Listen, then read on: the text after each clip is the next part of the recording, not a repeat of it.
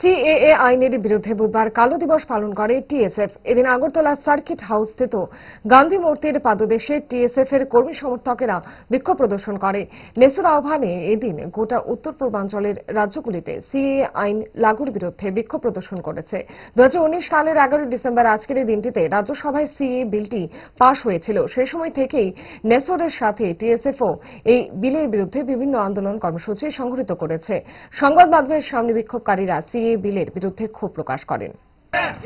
দেখুন, আজকে আমরা টিএসএফ এর পক্ষ থেকে আমরা ত্রিপুরা রাজ্যে এবং নেসুর সাথে আমরা এন্টায়ার নর্থ ইস্ট আমরা আজকে ব্ল্যাক ডে অবজার্ভ করছি। আপনারা জানেন সেম 2019-এর 11 ডিসেম্বরে আজকের এই দিনটিতেই সিএ রাজ্যসভাতে পাস হয়েছিল ইন্ডিয়ান গভর্নমেন্ট। তো সেটার বিরুদ্ধে আমরা তখন আন্দোলন করেছিলাম সেই বিলটির বিরুদ্ধে। তো যাই হোক, তবুও ইন্ডিয়ান গভর্নমেন্ট সেটা পাস করে নেই। তো তার বিরুদ্ধে আমরা ত্রিপুরা রাজ্যে অনেক আন্দোলন করেছি, বন্ধ দেখেছি, এবং তবু ইন্ডিয়ান গভর্নমেন্ট সেটা আমাদের এগেনস্টে গিয়ে সেই বিলটাকে ওরা পাস করে নেই। তো তার বিরুদ্ধে আজকে আমরা আবার সেই বিলটার এগেনস্টে আমরা ত্রিপুরা রাজ্যে আমরা ব্ল্যাক ডে পালন করছি। Not only in Tripura, entire north east নেসুর সাথে আমরা মিলিতভাবে আমরা এই ব্ল্যাক ডেটা আমরা আজকে পালন করছি।